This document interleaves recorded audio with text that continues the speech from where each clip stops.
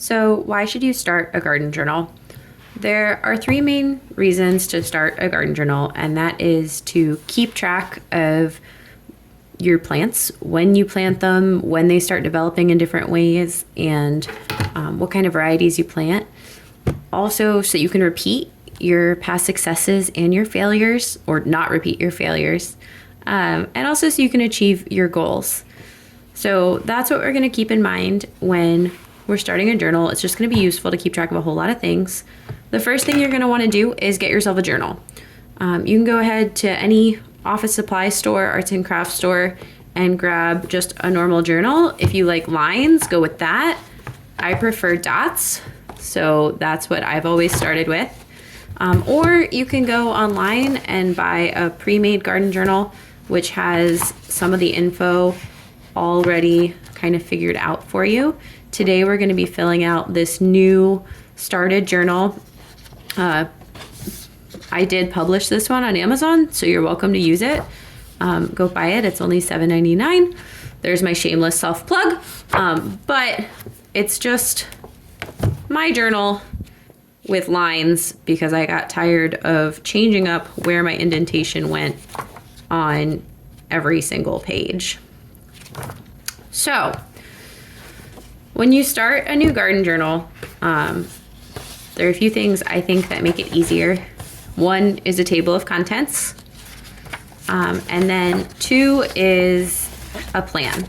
So you're going to want to know kind of what plants you already have, what plants you want. You may want to write down what soils you're using or what kinds of amendments you're adding. And then I like to also kind of number out my containers because I'm a container gardener, or my flower bed, so I know where everything is going. I also like to sketch things out sometimes because some plants have different space requirements. And then at the end of the year, I like to go through and I like to find what worked really well and what didn't work really well. And that way I can repeat or not. So when you're starting your journal, I always recommend starting with what you have and what you want. And to do that, you're going to have to do kind of two different things. Number one, you're going to have to take inventory of what plants you already have. So these are plants that you started last year and are still going during the summer, or perennial plants. So that's number one.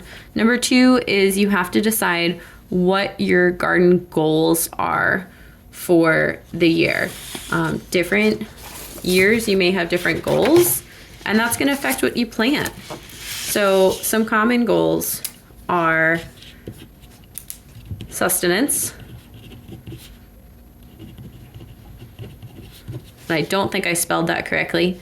But if you're doing a sustenance garden, that means you're trying to feed yourself or your family. You're going to want a lot of crops that have a high yield and potentially high calorie. So things like high yield tomatoes that you can, potatoes, everything that you can get a whole lot out of. Another reason that a lot of people garden is dopamine. And if you're doing a dopamine garden, you probably just want stuff that's fun and pretty. Things that will make you happy. Another reason that you may want to garden is to learn skills. And if you're doing a learning garden, you probably want a high variety of plants. Because you're probably going to change it up each year to find out what works best for you and what different plants require what different learning strategies. Maybe your goal in your garden is herbal medicine. I'm adding this in here because this is one of my big goals. So you'll see in my garden plan that I have a lot of herbs that have medicinal benefits. And then some people, their goal is to start a farm, and so their goal is selling. And if you're doing that, you're probably going to want to look into either high yield crops that everybody loves or niche crops that you can charge a little bit more for.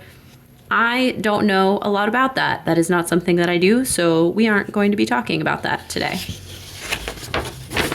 So to start this new journal, the first thing I'm going to do, even before I go to table of contents, is I'm going to go ahead to the new pages and I'm going to start out this year. So this year is 2025 and I'm going to refer to my journal from last year to my 2024 page, and it will tell me kind of what I already had. So I'm gonna go ahead and just copy over the perennials I still have and the plants that the ones that I wanted last year. Anything that's perennial that I still have, I'm going to go ahead and put in the what I have column. So, as I said, one of the big things that I have a lot of is herbs. So we'll go ahead and start with those. So I have lemon balm, lemon thyme, lime thyme. This is going to go on for a little while as I copy everything over because a lot of your herbs are seasonal, which I absolutely love. Not seasonal, perennial, which I absolutely love. And that unfortunately means I have a lot of copying to do every single year. So I do my herbs primarily for tea. I drink a lot of herbal teas, and my goal is to not have to buy any herbal teas throughout the year, to grow them all myself. So when I started my garden, I started it with lavender, spearmint, basil,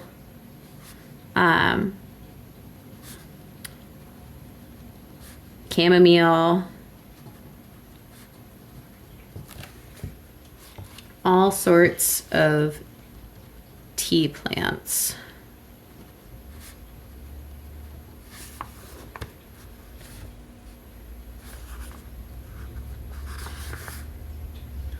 And then as I've kept going, I've added in some other culinary herbs, which it turns out you can also make with tea. Rosemary makes a great tea. Thyme makes a great tea. Sage, in my opinion, feels really good on your throat when you have a sore throat. So great tea. I've also started adding in some perennial fruits to my garden. So I have some elderberries going that I'm hoping to be in a permanent location one day, and I can plant them in the ground because right now they're in containers. They will be in buckets later this year. I have a crabapple tree going just because I could. I have some wild blueberries going. Those are native to my area, so they're really, really good for the local pollinators. And I love to incorporate natives wherever I can. I have some different, I have a prickly pear cactus that I've started, which is a fun fruit. And then I have some peppers that I overwinter. So I have a Thai pepper that is currently upstairs. I have a serrano pepper that I've overwintered. Some of my other peppers all died, so I'm not going to add them to what I have because they didn't overwinter well this year. I also have some things outside like green onions, which work well over the winter. I have some Swiss chard that's still growing. I have some dwarf blue kale, which works really well every year. Catnip, because I have a cat. And red clover. Once again, we're talking about tea. And I think this is all of the edible plants I have right now in my garden. Oh, parsley. I always forget about parsley because I found in my region it actually works better to plant in the fall. So What do I want this year? This is any plants that I don't have currently, so this is where I put all of my annuals. So this year, I want radishes. These guys I like them for snacking, and honestly, they just give you a little hit of dopamine because they're ready very quickly, and that just makes me happy. I want to try growing sunchokes this year, also known as Jerusalem artichokes. I'm starting to experiment with different high-yielding vegetables because one day I do want to do subsistence farming. Right now, I more do medicinal herbs, and then I'm learning is my other big priority, is learning how to grow everything so that when I do get to a permanent property, I can go ahead and already know what I'm doing. I want to try and grow sugar beets in containers. I have no idea if this is going to work or not, but we're going to try it. I want to try to grow popcorn in containers this year, as well as I want to grow beets. I love normal beets. I want to try and grow some carrots. I'm awful at growing carrots, but I try every year. We're going to need some marigolds. They're great as companion plants and also to keep away pests. I love chamomile, but it is an annual, so I do have to plant it every year. I want some beans because they're delicious.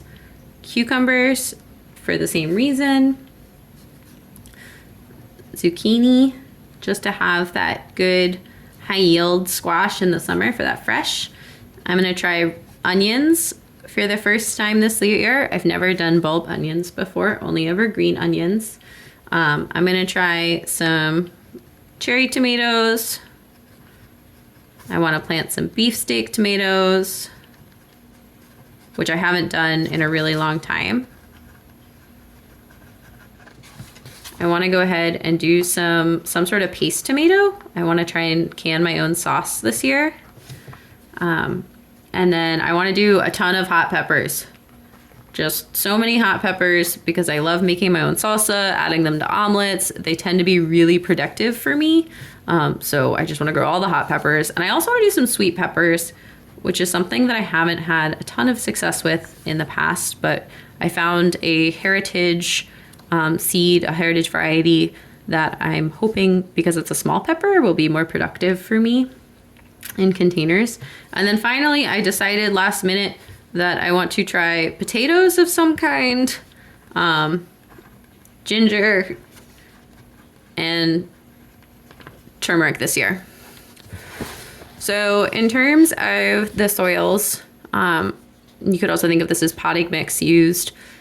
You could just say the ground. You don't have to record this, but I've found that different mixes have different influences on my plants. For example, a straight Miracle-Gro potting sit mix does really well for my tomatoes, but my homemade blend was not as good. So I'm keeping track of my soil mixes so that I can recreate the ones that work in the future.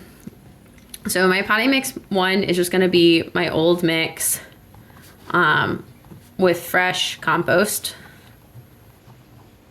I rejuvenate my potting mix every year with fresh compost. My number 2 is going to be Miracle-Gro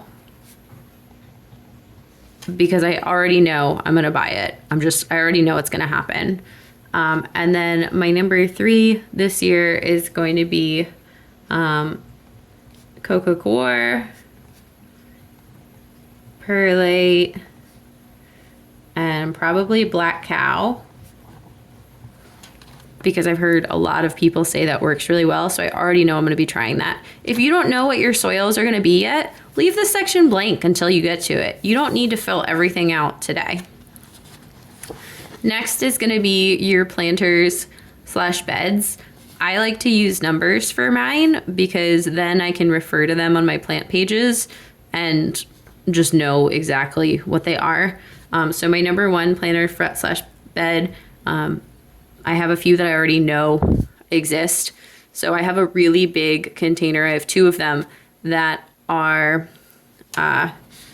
6 feet by 3 feet by 2 feet deep. And I found that these work really well for tomatoes and also hot peppers. So these are just gonna kind of be my big names, but then I can put whatever else I want in these beds. I also have a smaller bed that is 3 feet by 1 foot by 1 foot. And I found this one works really well for things like kale. But this year, I think I'm gonna do kale and onions in this bed. So that'll be my kale and onion bed. Once again, I can put anything else in there. And then I'm gonna leave all the rest of these blank for now because I'm not sure what other kinds of big planters I'm gonna be using. There's a good chance that all of my plants are gonna be in their own little pots or buckets other than these really big beds. So I'm gonna leave these blank for now. Next up is sketching out the planters or your beds. Now, I like to do this because sometimes you change up what goes in what planter or bed each year. I actually highly recommend changing it up if you're planting in ground. So use a piece of paper for a minute just to show you guys what I mean. If you're planting in ground, then, and you have, let's say you have 4 beds. When you're in ground, you're not going to want to plant the same things in those beds each year. So if you have tomatoes, let's say you have peppers, cucumbers, or not cucumbers, let's say beans, and then carrots. You have a bunch of different types of plants here. And we're actually gonna change this one to greens. So you're gonna wanna switch up what's going where each year. So next year, maybe you just rotate your beds around. So on 1 year cycles, you rotate that. And that's because when you're planting anywhere, you're likely to get pests into your area. And if you plant the same thing in the same bed over and over and over again, those pests are gonna go, this is a great home, and they're just gonna get really established there. But if you rotate, then it's kind of gonna keep your pests on their toes. The other big reason to rotate is nutrients. So beans put nitrogen into the soil. Things, brassicas like kale and broccoli take a ton of nitrogen out. So if you plant beans before broccoli, you're gonna have more nitrogen for that crop. Root vegetables don't tend to need a ton, but then fruiting vegetables like tomatoes, peppers, etc., those sometimes require a lot of things like phosphorus and potassium. So if you rotate your crops, it'll help with the nutrient needs, and you won't have to fertilize as often, which less fertilizer is better for your waterways. So going into my planters, this has a nice little grid-like system so that if you want a square foot garden, you can. So my planter 1, as I said, is about 3 feet wide, and then it is 6 feet long. 1, 2, 3, 4, 5, 6. And then you guys don't know this, but it actually has a big trellis in the back that I'm just gonna draw like this to represent a trellis for my own sake. So in this planter, I have found that I can plant about a tomato per square foot. So I like to kind of alternate them. So I'll do a tomato up close and then far away. So that bed will have about 6 tomatoes. And I'll probably do indeterminate varieties near the back so they can climb that trellis. And then I'll have my determinate varieties up closer to the front.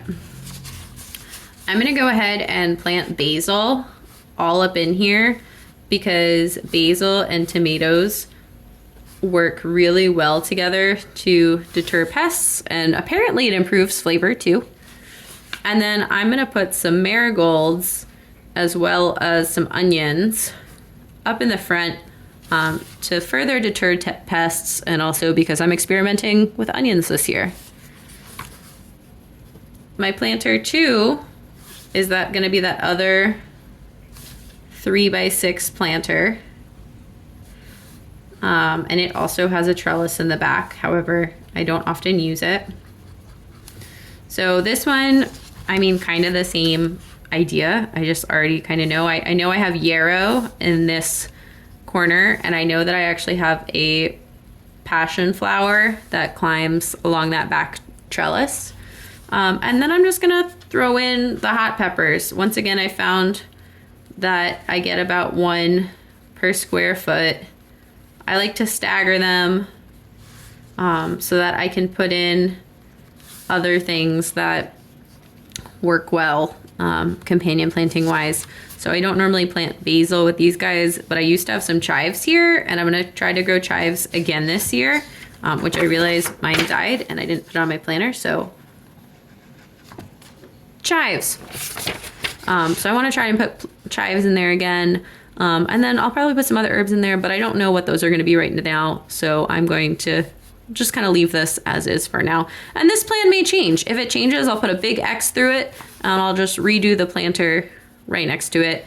And then planter 3 is gonna be that much smaller 1x3 foot bed. And I don't know what I'm gonna do there yet. So I'm just gonna leave that completely blank. So we have our year planned out, and now it's time to start filling out the rest of this journal. This is for another year. We don't need that today. So we're gonna go straight into the plant pages. So I really like this because it has your plant for your title up top. I like to write where I get my plant. Did I get it from an Etsy seller? That way I can go back and find them again. And what variety is it? Sometimes you have different tomatoes that are labeled the same, but one's determinate, one's indeterminate. Sometimes you have different types of hot peppers or sweet peppers or blueberries. Blueberries are a great example. It can be a cultivated blueberry, but one can be top hat and one can be something else. They can all be high bush, but all different things. And then date and care notes. So that's kind of where we're going there. But first, I like to figure out my table of contents. Every page in this journal has a number so that you can write your page number, and that way when you go through, you can easily find it later. Now I'm getting ready to start my seeds for my peppers and my tomatoes, so I'm going to start with those instead of the plants that I listed as I already have, just because I want to try and keep them somewhat together this year when I'm going through my pages. But you can 100% start with whatever you want, do it however you want. This is just what I'm doing. So I'll start with all the hot peppers that I already know that I'm planting via seed this year. And I know that because I actually already did it. So I know I want cayenne peppers. I know that I want habanero peppers. I know that I'm going to want serrano peppers. I already have one plant that I overwintered, but I'd like to plant more because for me, serranos are so productive. I want to try Tabasco peppers this year because my partner really likes hot sauce. And then I still have that dwarf Thai pepper. Then I'm also going to do some sweet peppers. So I want to do some bell peppers. And then I'm also going to try the Jimmy Nardello sweet pepper. It's a little bit smaller, kind of productive. And I forgot a hot pepper. I forgot jalapenos somehow. And these don't all need to be together because I'm not necessarily going to do everything at the same time. So it's okay that they're different. And as you keep going, you're going to find that everything gets all over the place. So this is my older garden journal. And you can see that I jump between different types of strawberries to different herbs, spinach, kale, radishes, more herbs, peas. Here are some peppers, but then we have perennials, and then we have more peppers and mint and more herbs, and it's going to get all scrambled. But that's the whole point of a table of contents. So then you can go through your thing and find the exact page and get there easily in the future. The other thing that I'm going to do this year is I'm going to plant 4 different varieties of tomatoes. I'm going to do a cherry tomato. I'm going to do a beefsteak tomato. I'm going to do aroma tomato. And then I'm going to do, I don't know what to call it. It's an other. It's called a homestead is the variety. So I'm just going to write homestead. But the reason I don't like to put the exact variety here is because I might change brands next year and I want to be able to record that. So now that I have this all kind of started, you could also start by just like writing your pages and then go back. I'm going to go ahead and start my different pages. So my hot peppers, this is a hot pepper. And this is a cayenne. And this year I'm doing fairy morse. And then I'm also doing saved seeds. So I'll be able to just kind of tell what those were. I actually already planted my cayenne peppers this year. So I'm going to be able to go ahead and write down when I did that already. So I planted these new seeds on 2025 February 11th. And I planted them in a big planter. I don't always label my seed trays. But I know that I planted these in row A, column 1, I did the fairy morse, and then column 2, I did the self-saved. And then these guys have actually started growing roots. So on the 16th, I did start to see roots coming out of the seeds, which was very exciting for me. So I'm just going to repeat this process for all of the next herbs that I put on my table of contents. And then as I keep gardening, I'll just add more and more and more different plants. This journal has a place where, you can start the plant on one page, and then the next page, the behind, is actually the same plant. So you have plenty of room to keep going before you go to the next one. So this is page 23, just because there's so many introductory pages. So for my cayenne pepper, I'm going to put it start with page 23. And then if you ever run out of space, you can always do what I did with my old journal, which is where I put the number, a comma, and then I put another page. So for example, this is my rosemary, which starts on page 12. Here it is. You can see that page is completely filled up. So then there's more rosemary all the way out in the 80s. And you can see rosemary page 2. And I wrote a note on January 27th. So this is garden journaling. This is how I set mine up. Once again, it doesn't matter whether you make your own journal, because with your own journal, you can also add things like a line for frost dates, or a line for how many weeks before the last frost you should plant, or anything you want, how many pounds you harvested. Or you can get a pre-made journal that has everything already started for you if you think creating something from scratch is a little bit overwhelming. I wish you guys luck. I'm gonna finish copying down all the rest of my pages here, get all my hot peppers and tomatoes started in this journal. And that's that. Cheers.